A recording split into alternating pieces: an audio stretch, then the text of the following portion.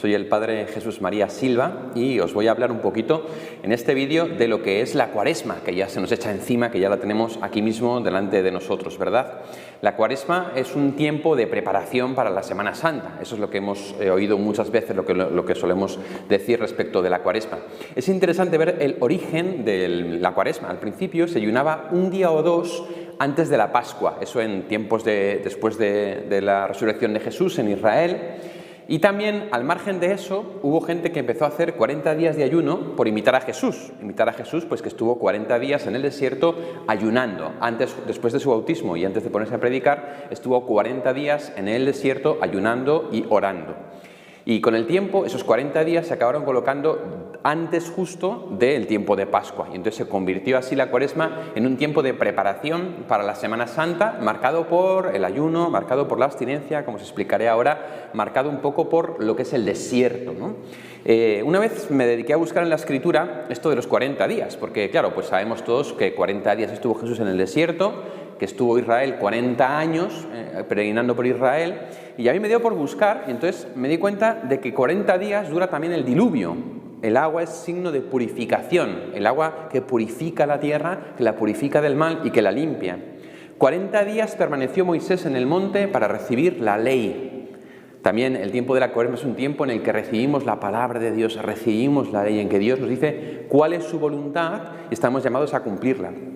Durante 40 días exploran los exploradores la tierra prometida y la rechazan, porque les da miedo los habitantes que hay allí. También es un tiempo, como consecuencia de eso, en el que 40 años anduvo Israel por el desierto errante antes de poder entrar en la tierra prometida. 40 días desafió Goliat al pueblo de Israel antes de que combatiese con David. Fueron 40 días que estuvo Goliat desafiando a las filas y nadie se atrevía con él. 40 días ayunó Elías para poder ver a Dios cara a cara en el monte de Dios, en el Horeb. 40 días de penitencia ofreció Dios a Nínive cuando le dijo que iba a ser destruida. Le decía, dentro de 40 días Nínive será destruida. Y se nos cuenta en el libro de Jonás que Nínive hizo penitencia, que se vistió de saco, de ayuno, desde el rey hasta el último de los siervos, y que por esos 40 días de ayuno y penitencia Dios no destruyó Nínive, sino que la mantuvo con vida, ¿no? Fijaos, por lo tanto, que el número 40 en la Biblia tiene una importancia muy grande y además nos habla de diversas cosas que tienen que ver con la Cuaresma. De estos ejemplos bíblicos que hemos visto, podemos sacar algunas enseñanzas para cada uno de nosotros.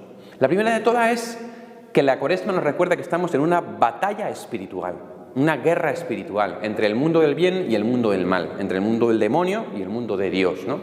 Si os fijáis, en el primer domingo de Cuaresma se nos hablará de las tentaciones de Jesús en el desierto, ¿no? La tentación que Jesús siente hambre y le dice el demonio de que estas piedras se conviertan en panes.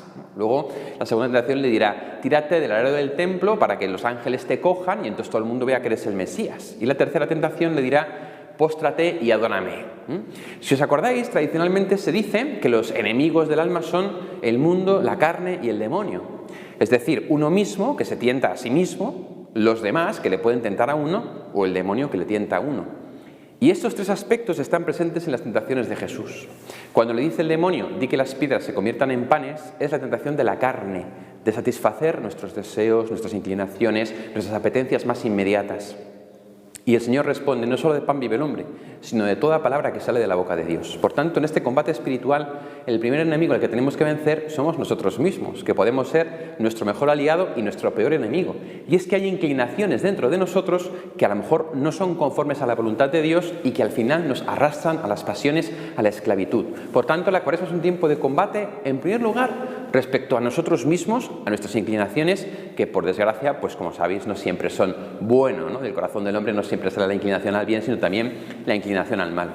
La segunda tentación, cuando le dice el diablo que se tire del alero del templo y que los ángeles le cogerán y todo el mundo verá que es el Mesías, es la tentación del mundo, de agradar a los demás, de caer bien, de tener éxito, de tener triunfo, ¿no? ¿Cuántas veces hacemos cosas de las que nos arrepentimos por agradar a los demás, por caer bien a la gente, por lo que todo el mundo hace?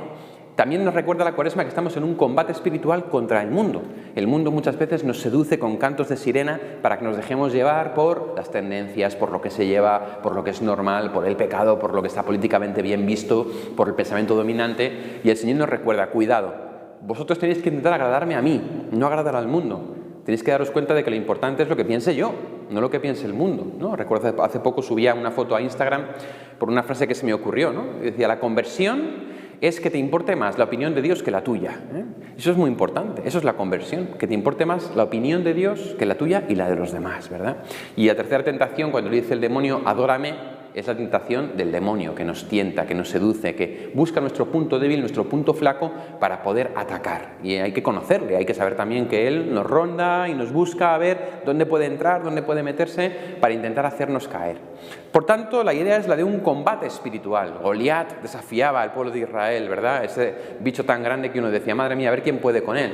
Y sale David, que era un niño apenas de 15, 16 años, y es quien le vence. De esta manera el Señor nos dice, en la Cuaresma podemos vencer a nuestro enemigo Goliat. Se nos suele contar que David cogió 5 piedras del arroyo, y hay mucha gente que ha hecho una interpretación de estas 5 piedras: la oración, la Sagrada Escritura, el acompañamiento espiritual, la Eucaristía, la confesión. Pueden ser 5 buenas ideas como combate espiritual, como esas 5 piedras que Dios nos da contra nuestro Goliat, que es el demonio ese que nos quiere matar, que nos quiere hundir, que nos quiere llevar a la miseria. Es un tiempo también de conversión, como en Nínive, ¿no? De cambio de vida. Es decir, en mi vida hay cosas que no están bien, pues todos somos pecadores, y a veces pactamos un poco con esa mediocridad. La Cuaresma nos ayuda a decir, vale, a ver, en mi vida ¿qué hay que tengo que cambiar? En este combate espiritual, ¿en qué cosas he cedido? Pues voy a ponerme las pilas para poder vencerlas. Y ahí viene a nuestra ayuda lo que es la penitencia, que sobre todo en Cuaresma toma forma de ayuno. El ayuno, que es el ayuno de carne los viernes de Cuaresma, pero también el ayuno en miércoles de ceniza, el viernes santo, y otras formas de ayuno que ya explicaremos. Y el ayuno lo que hace es darnos cuenta de lo que decía Jesús: no solo de pan vive el hombre, sino de toda palabra que sale de la boca de Dios. El ayuno de pan nos recuerda que nuestro verdadero alimento es la Eucaristía.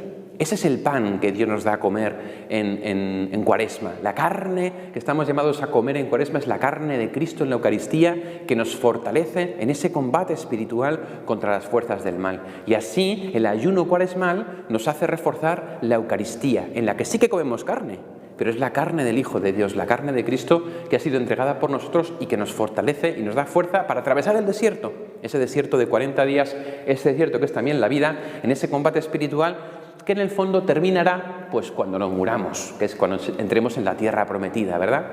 También el tiempo de Cuaresma es un tiempo de escucha de la palabra. Os he contado que Moisés estuvo 40 días en el monte y que ahí recibió la ley de Moisés. Del mismo modo, la Iglesia, convocada durante 40 días, está escuchando y recibiendo la palabra de Dios. ¿Por qué? Porque la palabra de Dios nos convierte, la palabra de Dios nos cambia. Decía el Evangelio, de lo que rebosa el corazón, habla la boca. Pues si nuestro corazón rebosa de la palabra de Dios, entonces nuestra vida rebosará de la palabra de Dios. Y es tiempo, por tanto, especialmente de silencio y de escucha. Veremos que la liturgia es más sobria, hay más silencio, hay menos ruido, ¿no? ¿Para qué? Para que dejemos más espacio a la interioridad, a que esa palabra que Dios nos da, como le dio la ley a Moisés en el Sinaí, cale en nuestros corazones y los transforme. Tiempo de ayuno, oración y limosna, 3 puntos fundamentales de la Cuaresma que también iremos explicando. Tiempo, por lo tanto, de preparación para la Pascua del Señor. Sobre todo, hay una clave para la Cuaresma, que lo resumo y a lo mejor con eso ya el vídeo vale, y es que tu Cuaresma no puede terminar como empezó. Es decir, tú no puedes ser el mismo el miércoles de ceniza que el domingo de resurrección. Algo tienes que haber cambiado, algo te tienes que haber convertido, en algo tienes que haber vencido, porque ese es el modo de ir acercándose progresivamente a la santidad. Estos 40 días que se acercan de Cuaresma, por lo tanto, ponte en tu verdad delante de Dios, ponte en ayuno, en oración, en limosna, ante la palabra de nuestro Señor, ponte en actitud de combate espiritual, mira a ver aquello en lo que Dios te llama la conversión, de manera que puedas llegar al domingo de resurrección diciendo: me he convertido, algo ha cambiado en mi vida. Ánimo y adelante.